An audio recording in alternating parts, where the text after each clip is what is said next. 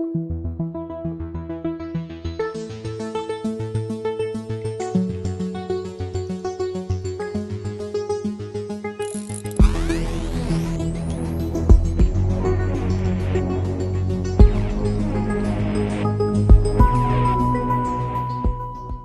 right. Hello, everybody. Welcome to Tuesday, the 22nd of September, 2020. Oh, my goodness. It's the first day of fall.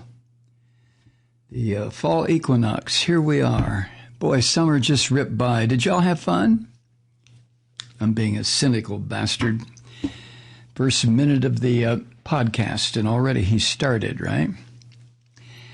You know, I've got to change more of my language than just cursing. And by the way, you know, I'm really wrestling with this idea of not using foul language in talking about these Republicans and Trump and the rest of these scum. I realize that it probably doesn't sound very good coming over a podcast. But the reason, I think, and I'm not trying to explain myself, I'm just going to say this and move on. The reason I use that kind of language is because decent civil language does not come close to describing these dirty bastards. The language, you know, when people say, well, the only ones who curse and use that kind of language are people who can't use a vocabulary that's a little more creative, a little more expressive. And to that, I say bullshit. Well, I mean, that's what curse words are for. They're to be expressive. They're to be creative. They're to be forceful. What am I doing? All right, this all came up this morning when I'm realizing that Mitt Romney and Lindsey Graham and Charles Grassley and Susan Collins and what's her name, Lisa Murkowski, that all five of them are cowardly son of a bitches. And I thought to myself, wait a second, they're not cowardly. Well, then they're hypocritical. No, wait, Malloy, they're not hypocritical. They're white Christian Republicans. What neo-fascists in the age of Trump, what do you expect them to be?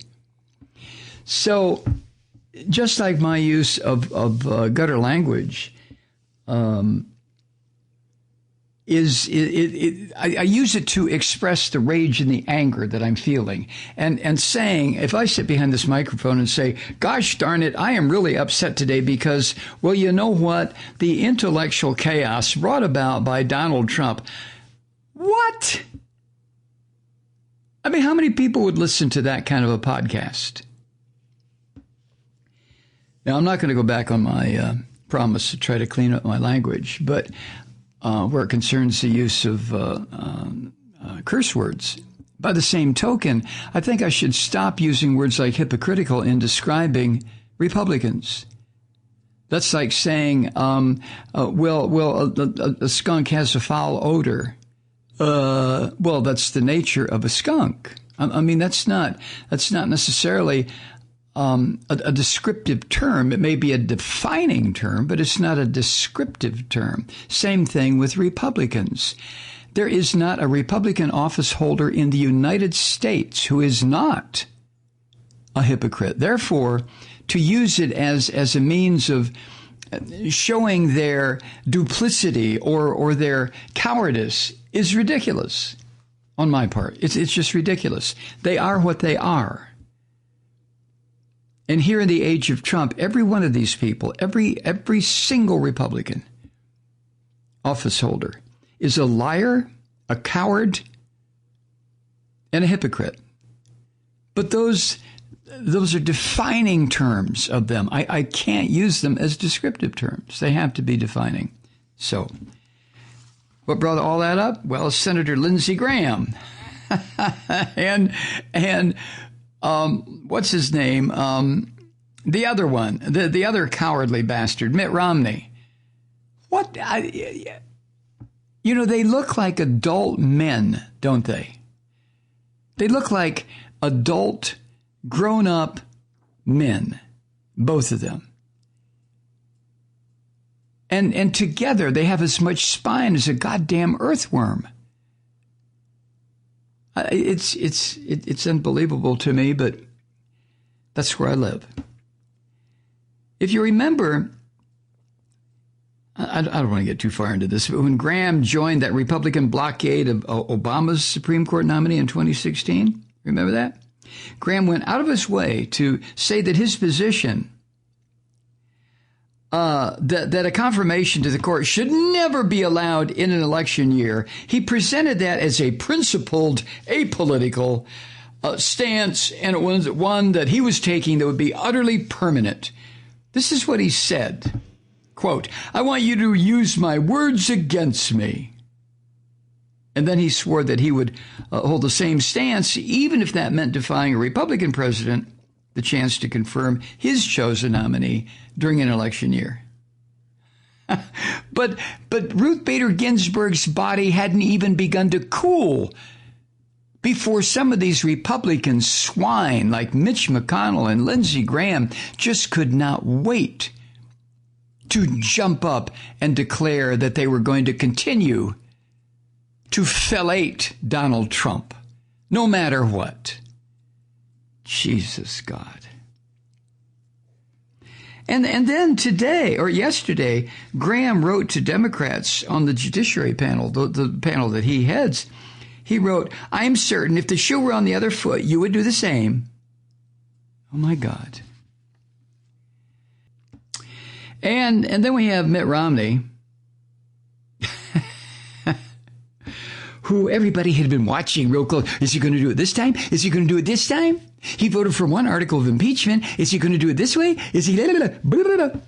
And you knew and I knew that not one, and don't count on Lisa Murkowski. And as far as Susan Collins, oh, give me a goddamn break. Susan Collins will fall in line as soon as it's expedient to her, as soon as she understands, well, I worked this angle all the way up to as far as I could. Now it's time to jump on board the death train. And so will Murkowski. Murkowski didn't give a shit about the Supreme Court justices being right-wing. She didn't care about that. She didn't care about, and none of them do. But Romney, who... He never broke. The New York Times says he's broken with the president in the past. No, he hasn't. He has fallen out of the line that Trump has these sick bastards all lined up in, but he's never broken with the orange bastard. But everybody kept watching him, a potential holdout in the push to fill a Supreme Court seat during an election year. So with Romney's pissy, cowardly, filthy little statement that he's on the Trump train, that pretty much ends it. Trump has all the votes he needs for confirmation of whatever right-wing fascist he nominates. And in a statement this morning, talk about balls the size of the Mormon tabernacle, Mormon choir tabernacle. Screw it, never mind. Talk about balls the size of the Mormon tabernacle choir. Romney echoed Republican leaders who have said that boy, let me stop for a second here. All right, now left brain, you sit over there. Good. And right brain, you sit over there. Okay, good. Now, both of you either work together or go away and let me finish the podcast. All right? Okay. Early this morning, Romney echoed other Republican leaders who have said that historical precedent supported filling the seat in an election year when the presidency and Senate were controlled by the same party. Whoa, really? Who knew? Son of a bitch. I just wondered where they were going to pull out a Republican-style rationalization for what these cowardly pricks are doing, especially Romney and Collins and Grassley and the inestimably creepy graham cracker. But this is what Romney said, and I'm sure they will all nod their heads and say dittos, dittos, dittos, Rush. But this is what Romney said this morning, quote, "The Constitution gives the president the power to nominate and the Senate the authority to provide advice and consent on Supreme Court nominees. Accordingly, I intend to follow the Constitution and precedent in considering the president's nominee. If the nominee reaches the Senate floor, I intend to vote based upon their qualifications." End quote, Mitt Romney. You wimpy little bastard, you. If the Constitution does give the Senate the authority to provide advice and consent, you double-talking Mormon prick, you. If consent is allowed by the Constitution, then, Romney, you have no business hiding behind that gibberish you just laid out for public consumption this morning. That the Constitution gives the president the power to nominate the Senate authority. Accordingly, I intend to follow the Constitution, he says. But, Mr. Mormon Britches, if the Constitution allows for advice and consent, that doesn't mean you have to give it, you duplicitous little prick, you. Oh, my God. Oh, see, I'm name-calling. You're goddamn right I am. I hate these people.